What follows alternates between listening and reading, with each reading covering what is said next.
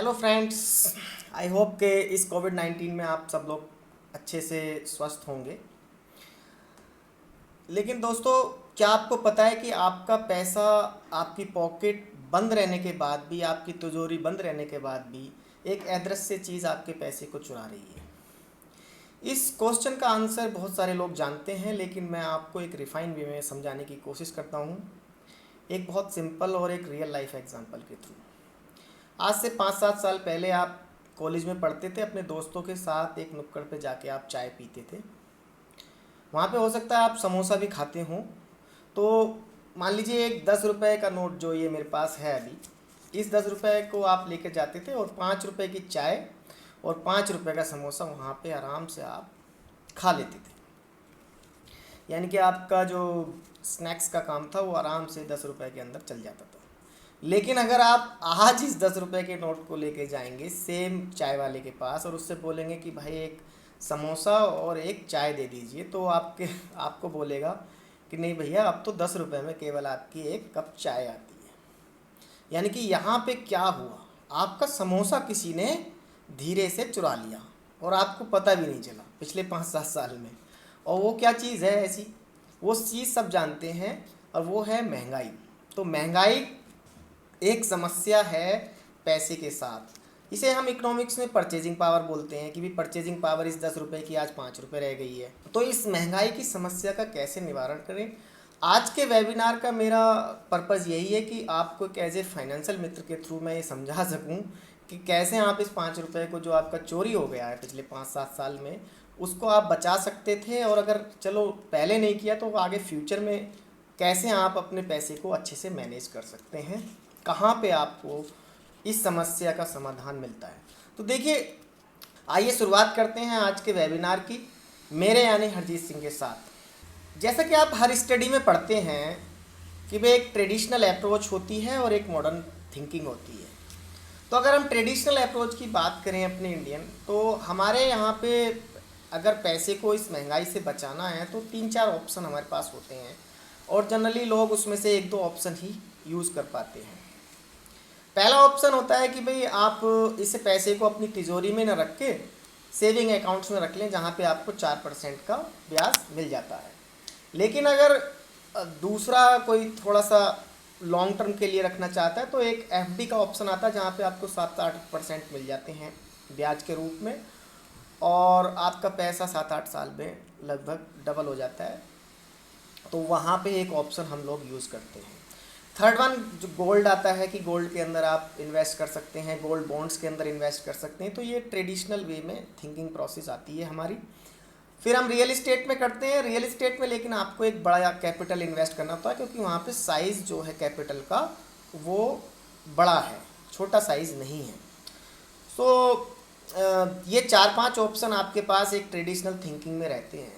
लेकिन यूएस में इस तरीके की थिंकिंग नहीं है। वहाँ की जो मॉडर्न थिंकिंग के बारे में मैं बात करने वाला हूँ, वहाँ की थिंकिंग प्रोसेस ये है कि वो लोग रियल इस्टेट में तो करते हैं, लेकिन रियल इस्टेट वहाँ पे बहुत ज़्यादा डिप आया था। उसके बाद स्टॉक मार्केट की तरफ उनकी डायरेक्शन बहुत ज़्यादा है। वहाँ पे पॉपुलेशन 50% से ज़्यादा स्टॉक मार्केट के अंदर एक्टिवली इन्वेस्ट करती है। इवन बहुत सारे लोग वहाँ पे ट्रेडर्स हैं, और वहाँ पे एक इन्वेस्टमेंट एडवाइजरी जो है एक बहुत अच्छा प्रोफेशन है। और इवन आप अगर स्टॉक मार्केट में अपना फ्यूचर बनाना चाहते हैं तो जैसे यहाँ पे डॉक्टर्स वगैरह को देखा जाता है, तो वहाँ पे स्टॉक मार्केट प्रोफेशनल को भी उस निगाह से ही देखा जाता है। यहाँ पे अगर आप इंडिया की बात करेंगे तो इंडिया में अगर कोई स्टॉक मार्केट में ट्रेडिंग करता है तो आप उसको सिंपल भाषा में लोग जुआ खेलना बोलते हैं, यानी कि उसको गलत निगाहों से देख सकते हैं।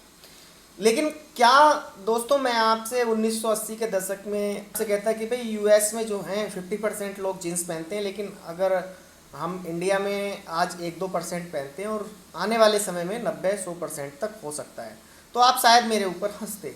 लेकिन ऐसा ही हुआ है। इवन आज आप फटी हुई जीन्स भी एक फैशन का ट्रेंड है, लेकिन 1980 में हमारे यहाँ 1-2% का रेशियो था इस चीज़ का। तो जैसे जैसे थिंकिंग प्रोसेस बढ़ती है, डेवलप्ड कंट्रीज़ में जो चीज़ पहले से आई हुई होती है उसको हम मॉडर्न थिंकिंग मानते हैं, और उसको एक तरीके से डेवलपिंग कंट्री उसको अडॉप्ट करने की कोशिश करती है। तो यहाँ पे जो है एक मॉडर्न थिंकिंग क्या है कि स्टॉक मार्केट में वहाँ के लोग 50 to 60% पॉपुलेशन एक्टिवली इन्वेस्ट करती है, जो कि हमारे यहाँ बहुत कम परसेंटेज है, वो है 2%। इसके बारे में आगे भी चर्चा करेंगे। लेकिन देखिए स्टॉक मार्केट मॉडर्न ऑप्शन क्यों है, क्योंकि यहाँ पे आपको एक अच्छा रिटर्न मिल जाता है। आप म्यूचुअल फंड्स में इन्वेस्ट करेंगे तो 10 to 15%, जो कि एक ट्रेडिशनल अप्रोच के थ्रू अगर आप जाएंगे तो वहाँ से लगभग डबल की रिटर्न है। म्यूचुअल फंड्स में से ज़्यादा थोड़ा सा रिस्क लेना चाहते हैं तो स्टॉक मार्केट में आप लर्निंग के थ्रू या इन्वेस्टमेंट एडवाइज़र के थ्रू अच्छी खासी 20 से 25-30% तक की रिटर्न कंसिस्टेंट बेसिस पे ले सकते हैं। तो ये एक मॉडर्न ऑप्शन दिया मैंने आपको, और वहाँ पे एक ट्रेडिशनल अप्रोच दी। तो दोनों अप्रोचेस में लगभग डबल का डिफरेंस है। तो मॉडर्न अप्रोच ये वजह है कि डेवलप्ड कंट्रीज़ के लोग ज़्यादातर स्टॉक मार्केट के अंदर इन्वेस्ट करते हैं। अब मैं आपको एग्जांपल बताता हूँ इसका रियल, क्यों मैं ऐसा बोल रहा हूँ कि 25-30% का return. TCS company, Tata consultancy service को सब जानते हैं, टाटा ग्रुप का एक सॉफ्टवेयर वेंचर है, और 2004 में इन्होंने, वैसे तो काफ़ी पहले लॉन्च किया था, एज ए कंपनी तो पहले बनाई थी, लेकिन 2004 में इन्होंने आईपीओ लेकर आए, इनिशियल पब्लिक ऑफर। तो आईपीओ यानी कि जब पहली बार हम लिस्टेड करते हैं अपनी कंपनी को स्टॉक मार्केट में, तो 850 रुपये पर इसका आईपीओ आया। आज इसका शेयर 33, तो लगभग 33,080 अगर हम आज की बात करें तो इस पर चल रहा है। अगर आप इसको एज ए कैलकुलेट करेंगे तो 4 टाइम्स आएगा, लेकिन एक्चुअल में इसने बीच में dividends, bonus issue, right issue, split, ये सब मिला के इसने आपको कितना रिटर्न दिया होगा, इमेजिन कीजिए दोस्तों। इसने आपको 3000% का रिटर्न दिया है पिछले 17 साल में। और आप कैलकुलेट कीजिए कि अगर आप 17 से डिवाइड करते हैं तो पर ईयर कितना रिटर्न दिया है, 100 टाइम से भी ज़्यादा, तो 3000% का रिटर्न है। तो ये मैजिक है अगर आप मॉडर्न थिंकिंग पे जाते हैं, स्टॉक मार्केट के अंदर जाते हैं और आपको पता है कि अच्छी कंपनीज कौन सी हैं। लेकिन इसमें भी एक और ट्विस्ट है, अगर दोस्तों इसमें एक्टिवली पार्टिसिपेट किया होता, मान लीजिए एक बंदे ने तो 850 रुपये लगा के इसमें छोड़ दिए, लेकिन दूसरा बंदा उसको एक्टिवली मैनेज करा। एक्टिवली मैनेज का मतलब कि जब वो डिप आता है तो उसको सेल कर लेता है, मतलब जब उसको लगता है कि इस हाई लेवल पे सप्लाई आ रही है तो सेल कर लेता है, और जब नीचे आता तो खरीद लेता। तो देखिए 3 डिप तो मिनिमम आए हैं। अगर आप स्टॉक मार्केट की बात भी करें, 2008 में क्रैश हुई, 2018 के इस लास्ट क्वार्टर में भी मार्केट लगभग बहुत बड़ा डिप लिया 20 to 30% का, और अब बात करें 2020 की तो बड़ा डिप लिया, 50% तक का डिप लिया मार्केट ने, 50, तो 7,500 पे चली गई 12,000 के आसपास से, तो एक बड़ा डिप था, और इसका शेयर भी काफ़ी 1500-1400 रुपये की रेंज में पहुंच गया था। तो अगर इन डिप्स में उसने एक्यूमुलेट किया होगा अपने, तो मेरे हिसाब से एक नॉर्मल इन्वेस्टर ने जो एक्टिवली पार्टिसिपेट कर रहा है उसने यहाँ पे 3 टाइम्स, एटलीस्ट 3 टाइम्स जो नॉर्मल इन्वेस्टर है उससे ज़्यादा कमाया, तो यानी कि 9000%। यानी कि आप, मैं अगर सिंपल क्रूड एग्जांपल लगाऊं और उसको आपको समझाने की कोशिश, तो आपने 1000 रुपये अगर 2004 में टीसीएस में लगाए होंगे तो आज वो 1 लाख रुपए आपको कमा के दिया होगा अगर आपने एक्टिवली पार्टिसिपेट। तो this is a part of modern investment strategy. और ट्रेडिशनल में आप हैं ही, एफडी वगैरह वो आपका है। देखिए मैं ये नहीं कह रहा कि आप सारा इन्वेस्टमेंट इसके अंदर कीजिए, लेकिन आपके पास मैं ऑप्शन दे रहा हूँ, इलाज बता रहा हूँ कि इस 5 रुपये जो महंगाई है उसको आप कैसे आप कम करके, मतलब उस नुकसान को कम करके इवन फ़ायदे की तरफ भी जा सकते हैं। तो आप इमेजिन कीजिए अगर ये 2% से 5% हो जाता नेक्स्ट 10 ईयर्स में, जैसा कि होगा। क्योंकि मैं इसलिए इसके ऊपर आपको बता रहा हूँ, पिछले 1 साल का data 1.48 crore new demat accounts खुले हैं लास्ट 1 ईयर में। तो मान लीजिए उसमें से अगर किसी ने 2-2, 3-3 भी खुलाएं, तो हम लगभग मान के चलते हैं 70-80 लाख लोग जुड़े हैं, नए जुड़े होंगे स्टॉक मार्केट के साथ। अब अगर 70-80 लाख 1 साल में जुड़ रहे हैं, तो आप नेक्स्ट 10 ईयर्स का आप अंदाज़ा लगा लीजिए। मैं इसको एक सिंपल 2% से अगर ये 10% हो जाता है या 5 to 10% की रेंज में भी चला जाता है, तो आप इमेजिन कीजिए कि कितना पैसा आएगा, कितना मनी फ्लो होगा, और उसका इम्पैक्ट क्या स्टॉक मार्केट पे पड़ेगा। और मैं एक रियल एग्जांपल के थ्रू आपको इसको बताने की कोशिश करता हूँ। अडानी एंटरप्राइजेस का नाम आपने सुना होगा, अडानी एंटरप्राइजेज का जो शेयर था, अडानी एंटरप्राइजेज जो ग्रुप होल्डिंग कंपनी है गौतम अडानी जी की, उसका शेयर था जून 2020 में 170 रुपये का, और 2021 में जून में 1700 रुपये का। ऐसा क्या हो गया भाई, जो कि कंपनी में 10 टाइम्स रिटर्न्स दे दिए स्टॉक मार्केट इन्वेस्टर्स को। दोस्तों कुछ नहीं हुआ, सिर्फ मनी फ्लो का गेम हुआ है, यानी कि इसके अंदर पंपिंग ऑफ मनी हुई है। किसने की है? यहाँ पे जो रिटेल इन्वेस्टर्स ने भी की है, लेकिन जो मेजर चंक ऑफ मनी आया है वो आया बाहर से। और एफपीआईज ने 3 मेजर मॉरिशस के थ्रू, जो आप सुन भी रहे होंगे, न्यूज़ में भी आया था सभी जगह, 43,000 समथिंग करोड़ रुपया यहाँ पर इन्वेस्ट किया है। और उसकी वजह से क्या हुआ, स्टॉक मार्केट में उसके सारे ग्रुप ऑफ कंपनीज के share double triple, even Adani Enterprises 10 times in a year. Can you imagine the impact of money flow on the stock market if 2% increases to 5 और 10%? तो रिटेल इन्वेस्ट क्यों? क्योंकि देखिए सिंपल डिमांड एंड सप्लाई का rule है। Shares तो उतने ही है ना, अच्छी कंपनी तो उतनी ही है। अगर आज 2 करोड़ लोग इंडिया के इन्वेस्ट कर रहे हैं, 2% लोग 3-4 करोड़, और वो 8 करोड़ हो जाते हैं कल को, तो आप इमेजिन कीजिए कि कितना पैसा इन्फ्यूज़ होगा स्टॉक मार्केट के अंदर और लिमिटेड स्टॉक्स के अंदर। तो ऑटोमेटिकली जो चीज़ सप्लाई में कम है, लिमिटेड है, अगर उसके अंदर हम पैसा डालते रहते हैं तो वो ऑटोमेटिकली उसकी वैल्यूएशन इंक्रीज हो जाती है। तो that was the basic reason कि मैंने यहाँ पे आपको एक रियल एग्जांपल दिया कि मनी फ्लो क्या होने वाला है नेक्स्ट 10 ईयर्स में। इवन आपने आज तक पे राकेश झुनझुनवाला, जो कि एक बहुत अच्छे इन्वेस्टर हैं, उन्होंने बहुत कम पैसे से बड़ा अपना एक नाम बनाया है और इंडिया के वॉरेन बफेट बोले जाते हैं। वॉरेन बफेट एक्चुअली वर्ल्ड के नंबर 1 इन्वेस्टर हैं, मतलब उन्होंने एक अच्छा नाम कमाया है और नंबर 1 माने जाते हैं। उन्होंने इन्वेस्टमेंट से बहुत पैसा, उन्होंने 15-16 की एज में स्टार्ट कर दिया था। तो as a ideal person for the investors, ऐसी राकेश झुनझुनवाला हमारे लिए इंडिया में है। तो उन्होंने क्या बोला कि निफ्टी 2030 में 50,000 जाएगा। अभी क्या चल रहा है, 15,800। अगर मान लो 2030 में ये 15 से 50 भी हो जाता है तो 3 गुना आपके नेक्स्ट 9 ईयर्स में हो जाते हैं।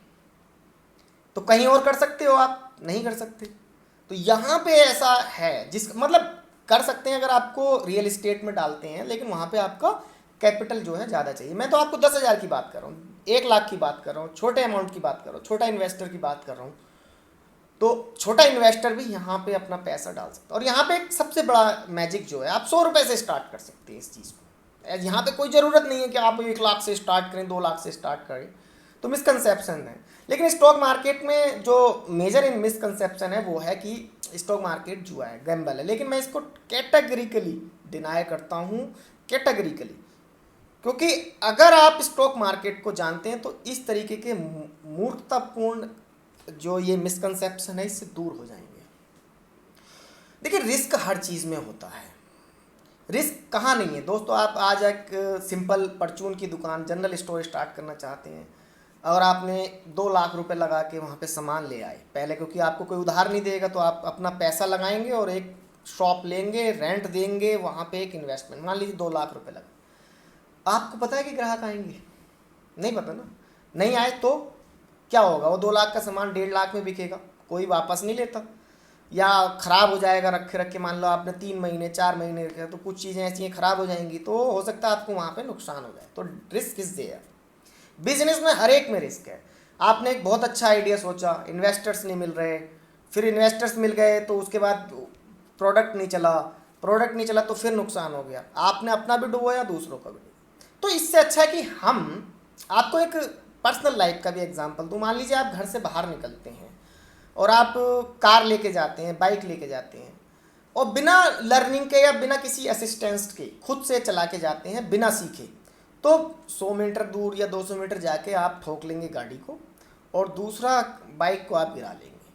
तो वहाँ पे भी रिस्क है। अगर आप बिना सोचे समझे जाते हैं, बिना जाने जाते हैं कि भाई इसकी क्या टेक्निक्स होती हैं, कैसे चलती है गाड़ी, कैसे ड्राइव करनी होती है, या आप बिना ड्राइवर के जाते हैं, तो ऐसा ही दोस्तों यहाँ पे होता है स्टॉक मार्केट में। हम क्या करते हैं, लोग बिना टिप्स लेते हैं, टीवी पे देखते हैं कि हाँ आज ये बोल दिया, उसने ऐसा बोल दिया।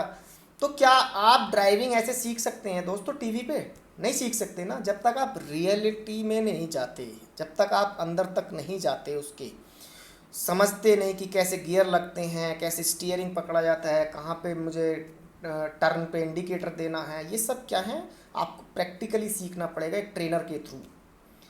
और अगर नहीं सीखते तो फिर एक ड्राइवर रखें, वो आपको गाड़ी से आप पर मंथ अगर अफोर्ड कर सकते हैं। तो ऐसा ही स्टॉक मार्केट है, आप अपना पर्सनल स्टॉक मार्केट में एडवाइज़र रख सकते हैं, या आप एक लर्निंग प्रोसेस के थ्रू पहले सीख लें, कंस्ट्रक्टिव लर्निंग, देन आप स्टार्ट कर सकते हैं। तो मैं वही कहूँगा कि आप रोड पे जाने से पहले ड्राइविंग अच्छे से सीखें। तो यहाँ पे क्या हो रहा है कि अगर आप ड्राइविंग सीख के जाते हैं तो आप अपनी पर्सनल लाइफ में जो एक्सीडेंट का रिस्क है वो बहुत रिड्यूस कर लेते हैं, 100% से 10% पे ले आते हैं। लेकिन 10% फिर भी है, क्योंकि हर एक एक्सीडेंट तो होते ही हैं, ड्राइवर्स के भी होते हैं। सो ऐसा ही स्टॉक मार्केट में है दोस्तों, अगर आप सीख के भी जाते हैं तो वहाँ पे भी रिस्क है, लेकिन रिस्क को आप रिड्यूस कर लेते हैं, 10% पे ले आते हैं, जो आप 100% पे लेके जाते हैं without thinking process, without analysing the stock market. तो इसलिए मैं यहाँ पे आपको बोल रहा हूँ कि गैम्बलिंग नहीं है, risk is there, risk is everywhere. तो एक्चुअल में अब बात आती है कि भाई चलो मैं इन्वेस्टमेंट एडवाइज़र नहीं रखता और मैं खुद से सीखना चाहता हूँ, तो स्टॉक मार्केट लर्निंग एक्चुअल में है क्या? लर्निंग देखिए कुछ नहीं है, सिंपल कि लर्निंग में आपको डिमांड एंड सप्लाई का जोन पकड़ना है, टाइमिंग पकड़नी है कि किस समय उसके अंदर डिमांड आ रही है, किस समय उसके अंदर सप्लाई आ रही है। जैसे कि मैं एक एग्जांपल के थ्रू आपकी यहाँ पे स्क्रीन पे आने वाला होगा कि भाई जब डिप्स आते हैं, मार्केट एक साइकिल के थ्रू चलती है। ऐसा नहीं होता कि मार्केट एक मतलब बिल्कुल लाइनिंग डायरेक्शन में चल रही है। मार्केट एक साइकिल होती है, ऊपर नीचे चलती रहती है। तो जो ये अपसाइड के मूव्स आते हैं तो वहाँ पे आपको सेल करना होता है, नीचे की साइड में आपको बाई करना होता है। एक्टिव ट्रेडर इस तरीके से काम करते हैं, जैसा कि मैंने आपको TCS के एग्जाम्पल के थ्रू भी बताया। लर्निंग में आपको सिंपल इन चीज़ों को पकड़ना है, इन थोड़ा सा पहले, यानी कि कुछ ऐसी टेक्निक्स होंगी जिनसे कि आपको ये पता चल जाएगा कि यहाँ पर इसकी सप्लाई आने वाली है और यहाँ पे इसकी डिमांड आने वाली है। That is all about learning. यानी कि मैं इकोनॉमिक्स के सिंपल कंसेप्ट के इर्द गिर्द ही स्टॉक मार्केट की लर्निंग की बात करता हूँ। अब मैं डिमांड एंड सप्लाई को कैसे पकड़ूंगा, कैसे जानूंगा, कैसे उसके टाइमिंग को पता कर पाऊंगा, वो है एक, हम अगर टेक्निकल भाषा की बात करें तो उसको टेक्निकल एनालिसिस बोला जाता है, कि हम टेक्निकल एनालिसिस करते हैं स्टॉक मार्केट में। जब आप लर्निंग, कंस्ट्रक्टिव लर्निंग के प्रोग्राम्स देखोगे तो वहाँ पे टेक्निकल एनालिसिस का वर्ड यूज़ होता है। वहाँ पे आप क्या सीखते हो, वहाँ पे आप देखते हो प्राइस कैसे मूव कर रहा है, वॉल्यूम्स कैसे मूव कर रहे हैं, कैसे चार्ट रीडिंग के थ्रू, चार्ट रीडिंग पढ़ते हो, या डेटा जो ट्रेड डेटा होता है डे एंड पे आप उसको निकालते हो, कहाँ पे डिलीवरीज, कहाँ पे वॉल्यूम्स, किस स्टॉक में क्या हो रहा है। तो उन टेक्निक्स के थ्रू, या इवन जो पुराने ट्रेडर्स हुए हैं, जो एक्सपीरियंस ट्रेडर्स हुए हैं, उन्होंने कुछ ऐसी चीज़ें बनाई हैं, टेक्निकल इंडिकेटर्स बनाए हैं जिनके थ्रू आप कुछ अपनी पहले से आप महसूस कर सकते हो कि यहाँ पे सप्लाई या डिमांड आने वाली है। तो ये कुछ टेक्निक्स होती हैं जो कि एक ब्रॉड एरिया में मैंने 3-4 चीज़ों में समझाने की कोशिश की है।